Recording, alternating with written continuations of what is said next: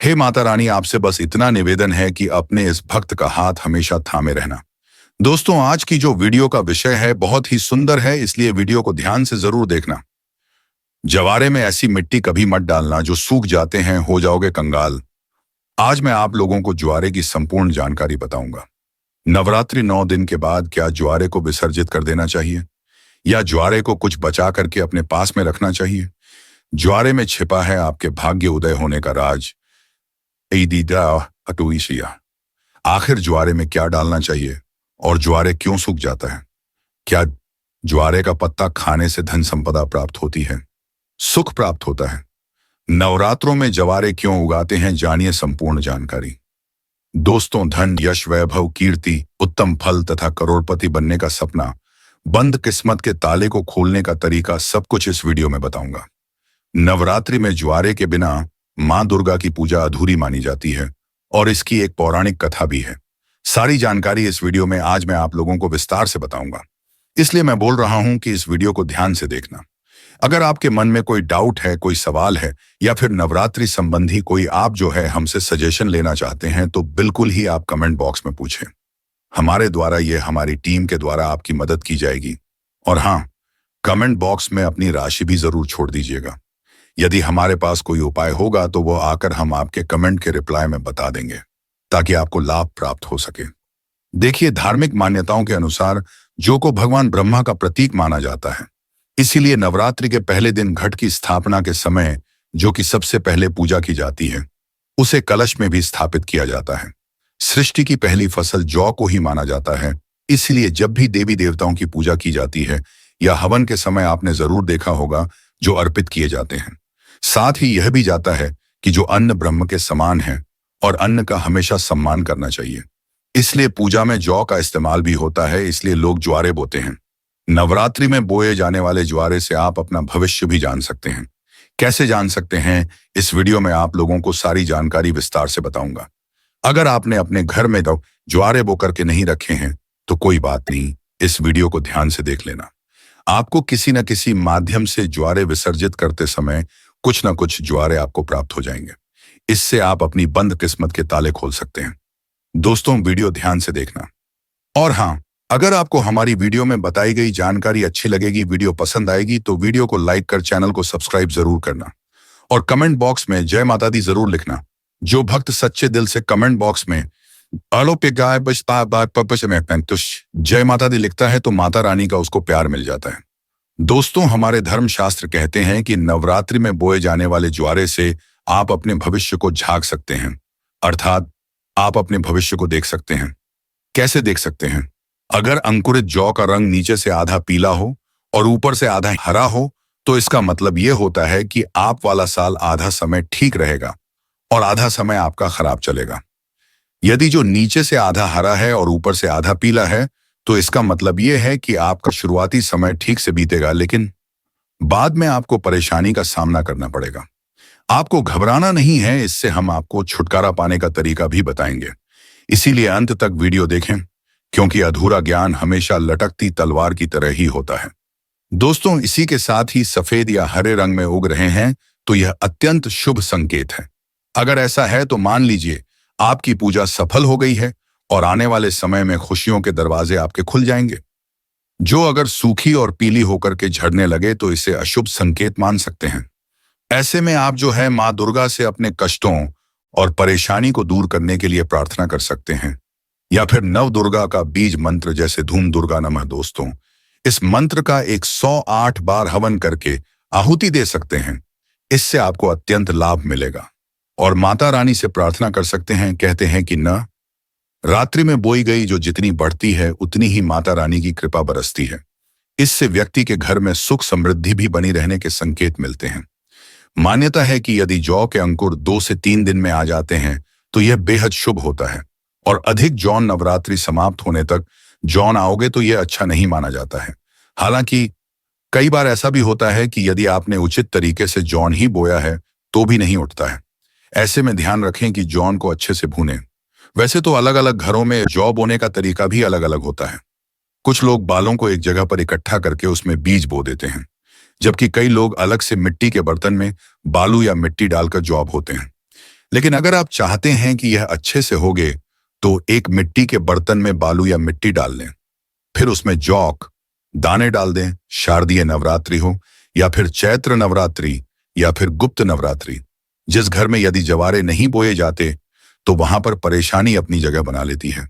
भूत प्रेत का वास हो जाता है, डेरा भूतों का आ जाता है, गरीबी का वास हो जाता है। शास्त्रों के अनुसार माना जाता है कि माता दुर्गा उस घर में वास करती है और वही सेवा स्वीकार करती है और उसी का व्रत पूर्ण करती है जिसके घर में जवारे बोए जाते हैं। यदि जवारे हरे भरे हैं तो घर में खुशियों को कारण का आगमन आवश्यक होता है। हरे भरे जवारे के साथ माँ अपनी सखियों के साथ नृत्य करती है, खेलती है। घर में ढेरों खुशियां बरसती हैं, माता का प्यार बरसता है और ऐसे घर से भूत प्रेत दूर भाग जाते हैं। कहते हैं जवारे नकारात्मकता को नष्ट करते हैं और सकारात्मकता का संचार करते हैं। शास्त्रों में स्पष्ट लिखा है कि नवरात्रों में यदि जिस घर में जवारे नहीं होते, जवारे नहीं बोए जाते, तो इतना समझ लो आपके घर में प्रेत आत्माओं ने डेरा बना रखा है। घर से यदि भूत प्रेत को भगाना है तो जवारे नवरात्रों में अवश्य बोए। माता बड़ी प्रसन्न होती है, खुश होती है। माँ जो होते हैं, आप इसे 9वें दिन कन्या पूजन में कन्याओं को स्वरूप उनको वितरित करें। आप चाहें तो देवताओं को जाओ का भोग लगा सकते हैं कन्या की थाली में। इसका एक एक टुकड़ा रखें। माता नवदुर्गा प्रसन्न होती है। नवरात्रि में ज्वारे का भोग देवताओं को अति प्रसन्न करता है। दोस्तों, जो ज्वारे होते हैं यह बहुत ही पवित्र चीज है। इसे आप साधारण मत समझना। वैसे मैया रानी करुणामयी है, वह अपनी संतान और अपने लाल को सदैव माफ कर देती है। ज्वारे को साक्षात नौ दुर्गा का स्वरूप माना जाता है, ब्रह्म का स्वरूप माना जाता है। चलिए, इस वीडियो में मैं आप लोगों को बताने का प्रयास करूंगा कि अब सवाल यह उठता है कि नवरात्रि में ज्वारे का क्या करें। क्या विसर्जन कर दें या इसे घर में रहने दें? तो धार्मिक मान्यता कहती है कि ज्वारे को घर में रखना शुभ माना जाता है, लेकिन इसको रखने के पीछे एक निश्चित निर्धारित समय रहता है। इसी निर्धारित समय में ज्वारे की सेवा करके जल में विसर्जित इसे कर देना चाहिए। दोस्तों, जैसे कि आपने 9 दिन इसकी खूब सेवा की है, बहुत अच्छी बात है। 9 दिनों के बाद इसे जल में विसर्जित कर देना चाहिए, क्योंकि शक्ति को शक्ति के साथ मिलाना जरूरी है। जल को गंगा शक्ति कहा जाता है और ज्वारे को श्री शक्ति, शक्ति अर्थात लक्ष्मी की शक्ति, दुर्गा की शक्ति। इसीलिए श्री शक्ति को हम जब जल शक्ति, गंगा शक्ति को भेंट करते हैं तो यह गंगा शक्ति में जाकर के मिल जाती है। मैं आपको एक छोटे से उदाहरण से समझाने की कोशिश करूंगा। जिस प्रकार जो हमारा शरीर होता है यह पंच तत्वों में मिल जाता है, उसी प्रकार द्वारा भी पूर्ण प्रकार शक्ति के साथ अपने अष्टभुजा दुर्गा स्वरूप में शक्ति में मिल जाता है। तो दोस्तों, द्वारा 9 दिन अखंड ज्योत जलने के कारण, ध्यान से सुनना, ज्वारे के आसपास में 9 दिन अखंड ज्योति जलने के कारण मां दुर्गा के समीप में यह रहने के कारण बिल्कुल ही यह शक्ति स्वरूप में जागृत हो जाते हैं। ऐसे ज्वारे लोगों के दुख, तकलीफ, परेशानी, इन सबको चुटकियों में समाप्त कर सकते हैं। तो आइए इस वीडियो में जानते हैं ज्वारे से किस प्रकार हम अपनी फूटी किस्मत को दूर कर सकते हैं, अपने दुर्भाग्य को सौभाग्य में बदल सकते हैं और सभी प्रकार की आपकी जो दबी हुई इच्छा है आप उसे पूर्ण कर सकते हैं। देखिए, अगर आज की वीडियो आपने मिस कर दी तो सारी जिंदगी आप गरीब रह जाएंगे, क्योंकि ज्वारे से आप अपनी गरीबी को, अपने कष्ट को, अपनी परेशानी को, अपने दुख को, अपनी तकलीफ को, या आपके घर परिवार में किसी को दुख है, तकलीफ है, लंबे समय से बीमार हैं, आप उन्हें स्वस्थ करा सकते हैं। तो आइए इस वीडियो में जानते हैं वास्तव में हमें जो है ज्वारे का क्या करना चाहिए। तो ज्वारे विसर्जित करते समय कुछ ज्वारे साफ पानी से धोकर के हमें अपने साथ में ले आना चाहिए। क्यों इसे लाना चाहिए? क्योंकि इसे श्री शक्ति का प्रतीक कहा जाता है। श्री शक्ति अर्थात इसे लक्ष्मी का स्वरूप माना जाता है। ज्वारे को हमेशा धन स्थान है, व्यापार स्थान है या फिर कारोबार स्थान है, यहां पर जरूर रखना चाहिए। इससे धन में बढ़ोतरी होती है, कारोबार में उन्नति होती है। अगर आपकी दुकान ठीक से नहीं चल पा रही, कारोबार में आपको बढ़ोतरी नहीं हो पा रही है, या फिर आपका धंधा पानी अच्छे से नहीं चल पा रहा है, निरंतर आपको नुकसान हो रहा है, तो बिल्कुल ही ज्वारे की कुछ पत्तियां आप अपने व्यापार स्थान में, धन स्थान में जरूर रखें। आपके धन में बढ़ोतरी होगी, कारोबार में तरक्की होगी और आप जो भी बिजनेस करें उसमें आपको लाभ मिलेगा। ऐसा भी माना जाता है ज्वारे को पीले वस्त्र या लाल वस्त्र में लपेटकर ऊपर से मौली धागा बांध करके अगर इसे पैसों के स्थान पर रखा जाए तो इसे कभी भी पैसों की कमी नहीं होती, क्योंकि यह श्री शक्ति के कारण यह जागृत हो जाते हैं। श्री अर्थात लक्ष्मी, ये पूर्ण रूप से लक्ष्मी की शक्ति कहे गए हैं।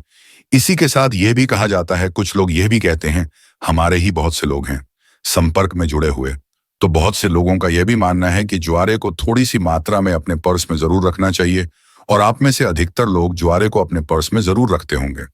अब इसके पीछे का कारण मैं आप सभी दर्शकों को बताना चाहूंगा। जिस प्रकार से धन स्थान में रखने से यह धन की कमी नहीं होने देता, उसी प्रकार पर्स में रखने से आपके पर्स में कभी भी पैसों की कमी नहीं होने देता, क्योंकि पर को भी धन स्थान कहा जाता है, लक्ष्मी स्थान कहा जाता है, और यह बाह्य पर में होने के कारण हमेशा आपके पर्स को नोटों से भरे रखने का काम करता है। दोस्तों, किसी भी श्रेष्ठ मनोकामना के लिए 5 ज्वारे के साफ एवं स्वच्छ पत्तियों को देवी पुराण है या दुर्गा सब, छठी दिव्य जो किताब है, माता रानी की दिव्य किताब है, जैसे कि देवी पुराण है या दुर्गा सप्तशती है, यह सब दिव्य किताब कही गई है। तो मनोकामना बोलते हुए आपको इसमें आपको दबाना होता है, तो मां भगवती की कृपा से कुछ दिनों के बाद वह मनोकामना पूर्ण हो जाती है। लेकिन जब भी आप यह उपाय करेंगे, आपको गुप्त रखना है, इसके बारे में किसी को बताना नहीं है। देखिए, जो ज्वारे है बहुत ही पवित्र चीज है, कभी भी इसके बारे में आप लोगों को किसी को नहीं बताना चाहिए। और एक बात, बहुत से लोग आप में से ऐसे दर्शक हैं जो बोलते हैं ना गुरुजी हमें ताबीज बनाना सीखना है, तो क्या करें?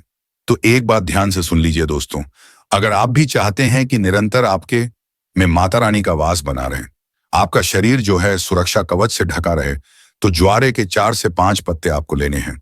चांदी का ताबीज या तांबे के ताबीज में इसे डाल देना है, और धूप बत्ती का आपने 9 दिन तक माता रानी के लिए जो धूप बत्ती जला करके रखी है, जो भस्म जला करके रखी है, गोबर के कंडे की, वो भस्म लेना है।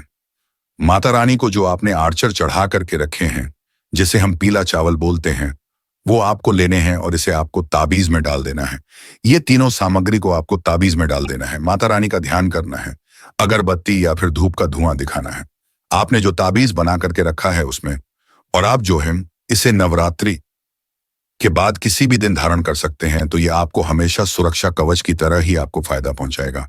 किसी भी प्रकार की आपकी यह दुर्घटना नहीं होने देगा।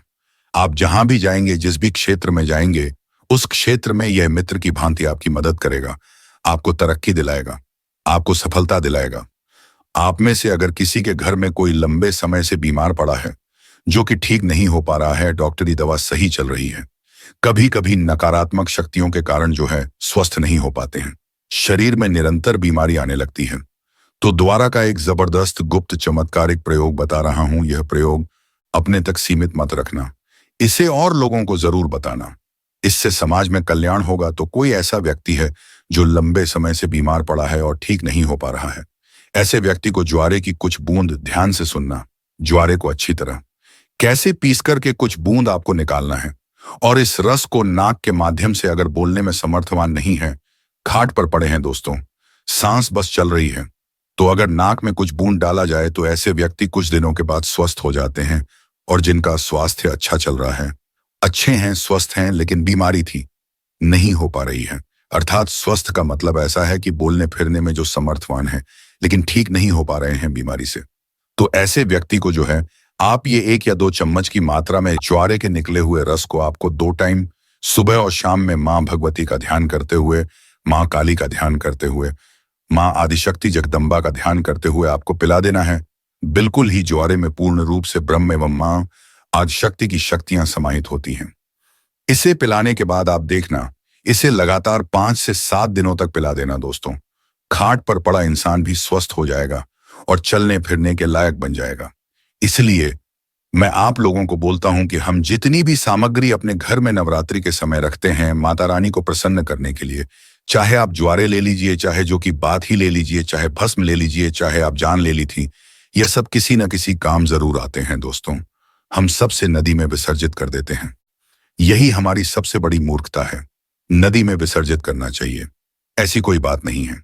आप नदी में इसे बेशक विसर्जित करें, लेकिन इसकी कुछ मात्रा हमें अपने पास में बचा करके रख लेना चाहिए, क्योंकि यह माता रानी का प्रसार होता है। और निकट भविष्य में जब हमें कोई परेशानी आती है, किसी को भूत बाधा लग गई है, तो ज्वारे की कुछ इसका रस निकाल करके नाक में 1 से 2 बूंद धक्का देने से भूत तत्काल छोड़ देता है दोस्तों, नकारात्मक शक्ति भाग जाती है।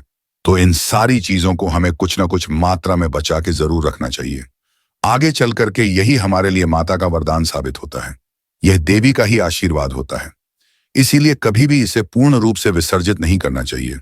इसका कुछ अंश हमें, जैसे कि साल में नवरात्रि आते हैं, शारदीय नवरात्रि एक साल में ही आते हैं। चैत्र नवरात्रि, शारदीय नवरात्रि, 2 गुप्त नवरात्रि होते हैं, 4 नवरात्रि होते हैं। तो नवरात्रि आने तक इसे हमें अपने लिए बचा कर रखना चाहिए। अगर आप भी ज्वारे के संबंध में कोई और विशेष जानकारी रखते हैं तो कमेंट करके हमें जरूर बताइएगा। और कमेंट बॉक्स में जय माता दी अभी तक नहीं लिखा है तो जय माता दी लिख करके चैनल को सब्सक्राइब जरूर करिएगा। माता रानी अपने भक्तों की तमाम परेशानी को दूर करती है।